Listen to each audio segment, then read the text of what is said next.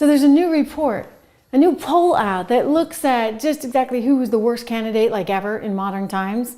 And the honor goes to one Joe Biden. Well, he won something anyway. One Joe Biden. Basically, he is leaving office being known as, quote, the worst president in modern history. This is according to voters in a devastating new poll. Let me share with you. JL Partners did the poll, and they looked at all the other presidents, right? Like, who else could have possibly done this badly? And it was Joe Biden. It was Joe Biden. I mean, take a look at these numbers. This is unbelievable, guys. All right, so basically, 44% placed him as one of the absolute worst. Only 14% placed him in the top two, giving him a net score of 30 points underwater. That was worse than Nixon. Nixon came out with negative 25. Donald Trump had negative 15. So he's pretty bad. He's double Trump. And he's almost as bad as Nixon, according to this poll. So much for the grand Joe Biden legacy that he was going to be leaving behind. Remember how he brought all the historians into his office when he first started there? And a whole bunch of reporters, and was like, how do I become the next FDR? I want to be the next FDR. Well, buddy, you know what? It might actually start by understanding something about economics. Not thinking you can just print money. He's the one that gave the third stimulus check out. And yet Bill Clinton is so delusional. He just sat down with Joe Scarborough, who's in the midst of trying to salvage his career because Rachel Maddow's like banging on his door, really angry with him and Mika, apparently. I mean, you get the president of the network that's about to either quit or be fired, I'm not sure. The ratings are so bad. So they're bringing in Bill Clinton to do interviews with Joe Scarborough. And Bill's clearly clueless and past his prime as to why it is that somehow people remember Trump more fondly than they do, say, Kamala Harris or Joe Biden. And he thinks that, well, he actually tells the truth in this. This is kind of interesting. He's basically, hitting on how, he got to give out all that money during COVID. That's not why he was reelected, trust me. But then he says something kind of funny, which is basically what I said all along. Remember how I kept saying they need to primary Joe, and they never primaried Joe? Here, listen to Clinton. A lot of voters who thought Trump was economically successful before COVID hit, and they got that check from him in the mail that he signed, where more Democrats than Republicans voted for the bill, but he said, I'll sign it if I can send the check out. He knew what he was doing. Then Vice President Harris had an almost impossible job because she became a candidate at a time when no one else could legally access the money that had already been given to. Okay, so basically what he's telling you is that she was the only game in town. They had no choice. They had to go with her because she's the only one who could legally access the money. And, she sucked. We all know that, right? She really, really sucked. She was a terrible candidate. But this guy who's doing some symposium, he was one of the Harris campaign managers there at Harvard University in Cambridge. Well, he actually goes one step further. And he says, well, we had to go with her. We didn't have a choice. It wasn't just the money, right? We had to go with her because if not, imagine how black women would have reacted. We had 107 days, and I know people don't like that time frame, that number, but to open up a Democratic primary, you would have had black women, who were the strongest voting bloc for Kamala Harris, be highly upset if it was not Kamala Harris. You would have had someone starting with zero infrastructure. I hear your concern, and I'm not saying that primaries are not important and open primaries are important. Yeah. So they were afraid of black women. Well, they kind of got themselves in a bit of a pickle, did they not? With the black women situation. I mean, you didn't want to upset somebody like Maxine Waters, right? And her contingency. It's so important for us to fight for education, because when we do that, we can aspire to careers that will help change what goes on in this country and have a real democracy. I want to give you an example of it. Right now, as Trump is on trial, you have Letitia James in New York. Mm-hmm. You have Fannie Willis in Georgia. and you have Tanya Chunkin, who is a judge, who all have a role to play now, prosecutors and judges. And if we're ever to change the criminal justice system and get some justice, we've got to be in there. Okay. Sunny Houston was very vocal, don't forget, over on The View. Disney-owned ABC News produced The View. Sunny Houston was insisting that they had to run Kamala Harris because otherwise, again, black women would be really, really mad, therefore echoing what the guy there at Harvard, who was the campaign manager for Harris, was saying. So this became all about what? A specific demo? You're going to appeal to like one specific group and just ignore everyone else? Kind of brings me back to what we're dealing with Penny, right? You're going to go after this poor guy because somehow he's white and he was trying to protect everyone, all colors, on that train.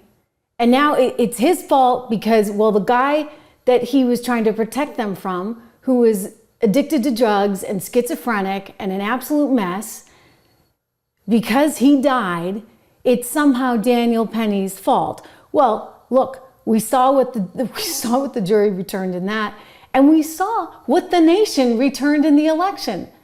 Because you know what? We're bigger than one little group, okay? We are the United States of America. We got a lot of people living here. We got to look out for everyone. We can't look out for just the Maxine Waters of the world or, you know, the Jordan Neelys of the world. I'm sorry, you know what? Jordan, he fell through the cracks because he should have been institutionalized a long time ago. And you know what else should have happened? They should have had police officers there protecting people from maniacs like that so you don't have to put it in the hands of one young Marine. But if they're not going to do that, people are going to actually take the situation back into their own hands. And that is exactly what we saw in this election. Americans taking their country back. They had to. So Bill Clinton, you can blame it on the stimmy money, you know, all you want. And the other guys say, oh, you know, we just couldn't alienate black women. Here's what I'm going to tell you. You guys are a bunch of cowards. You couldn't stand up for what was right. You couldn't stand up for a meritocracy. You couldn't stand up for capitalism. You are total cowards, and somehow Barack Obama had you all fooled. You are cowards, and America responded to that. That's really what went down in this election. People said, I want somebody who cares about me. I want somebody who's actually going to do the job. And you know what's amazing? Donald Trump's coming back in. And you know what, guys? He's not taking a freaking dime for it. You know, he's like, I get no credit for this. I get really and truly no credit for this. And it's true. He gets no credit for it. But I want to show you. Let me see if I have this for you because it's very interesting to see. One of my team members sent it over today, and I think it's in our shorts feed. But it's great because he's like, you know, like, no one's actually not taking a salary. You could get $450,000, and I'm not taking the $450,000. I think he actually really does feel fundamentally like there's a lot that needs to be done. There's a lot that should be done, and he's committed to trying to make that happen. So here we go. He's telling Kristen there at NBC that he's not taking a salary as president. Let's listen in. Are you planning to accept a salary as president? I'm not going to accept a salary, no. And I'm giving up a lot of money, you know. Do you know what amazed me? And maybe this isn't right, but other than George Washington, and they're not sure about that, every president has accepted their salary except me. And you did accept the pension, correct? I don't think so. You didn't accept your pension? I don't think I accepted anything. I didn't. I get a salary. The president gets about $450,000 a year, and I didn't take it. I want to ask you again about... He didn't take it. And no, he gets no credit for that. $450,000. He doesn't want it. He just wants to do what's right for the nation. I mean, isn't that kind of refreshing? I guess some of them needed the money, like Barack Obama. He needed the money, and Clintons needed the money. Of course, they didn't need the money after the fact because they somehow were able to parlay it all into a very big speaking arrangement, right? Didn't Michelle Obama get something like $500,000 for speaking in Germany? And of course, Obama's got to get even more, right? How else do you afford the, oh, it's got to be worth more now, but the $7 million place on Martha's Vineyard, plus, you know, a place next to Oprah out in Hawaii. They all make money after the fact. Well, all except for Donald Trump, because in Donald Trump's case, they actually wanted to bankrupt him. Letitia James would still like to bankrupt him. Letitia James wanted him going down. And you know what's going to happen? Letitia James is going to find she's out of luck, or as Mike Davis, I've played this clip before, but I just love it and I need to be cheered up. All right, because I'm kind of angry about a lot of things that are happening right about now. Mike Davis told Benny Johnson, we are going to put her fat ass in. I didn't mean to say that. I really didn't. But you know where. Let me just say this to Big Tish James, the New York Attorney General. I dare you. I dare you to try to continue your lawfare against President Trump in his second term. Because listen here, sweetheart, we're not messing around this time, and we will put your fat ass in prison.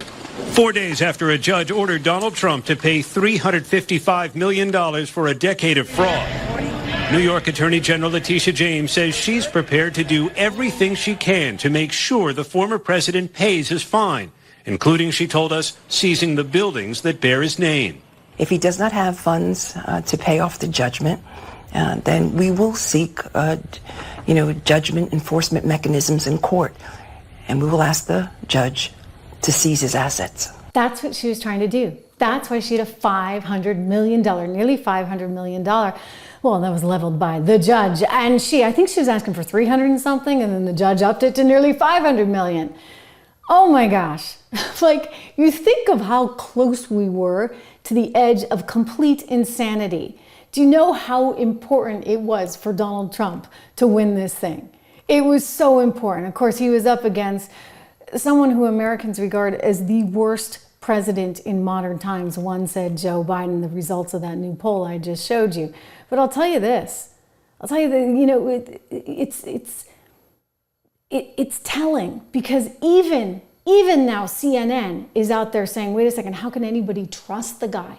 He just pardoned his son after promising us over and over and over again he would never do that. He just used the legal system to get his son off of something that, let's face it, he was even willing to plead guilty to. Here we go.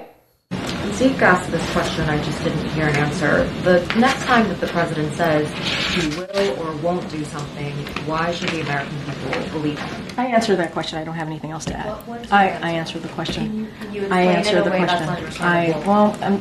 I can't speak to you understanding the question or not, or my answer or not on this. I don't have anything else to say. I'm not going to relitigate this. I did that on Monday for 30 minutes. I went back and forth. I laid out. I said, please read the president's really comprehensive statement on this. And I even said the last paragraph of that statement, he talks directly to the American people. And that's how I answered that question. Thanks to our friends over at Newsbusters for pulling that. I'll tell you this, they just lie to us all the time. They lie, they lie, they lie, they lie. And the answer is not to fire back with violence like you see in the case of this 26-year-old radicalized kid. The answer is to vote them out and to get a new system in place, a fair one, a transparent one, and frankly, a small one, okay? Super duper small. Because less government in this case is so much more. And don't get me wrong, you need the police patrolling the streets of New York City, but do you need all the bureaucracy? I'm going to report some more on that VA story that Jesse Waters was on. Remember that last week? I think I showed you a clip yesterday, and it's on the shorts feed. Some of the things that they're doing with your taxpayer money, we can't even say in polite company. But this is not okay, all right? And Doge is all over this. You got Elon, you got Vivek. I talked to Vivek. I actually did this little seminar with Vivek, and it was myself and a lot of investors in New York City a few weeks before the election. And one of the things that Vivek kept going back to in my discussion with him there on stage was how committed he was to just totally remaking the federal government. Like totally remaking. I'm like, so what do you mean? Like, do you want some capitalist incentives in there? And he's like, no, we don't want capitalist incentives in the federal government in the same way that you would have them in the private marketplace, because then you're going to incentivize people to do shady stuff. We just need a completely slimmed down system where you can expedite stuff and you get rid of bureaucracy and start getting some change, right? And that's exciting to think about. It's very exciting to think about. It's why I'm so optimistic on things.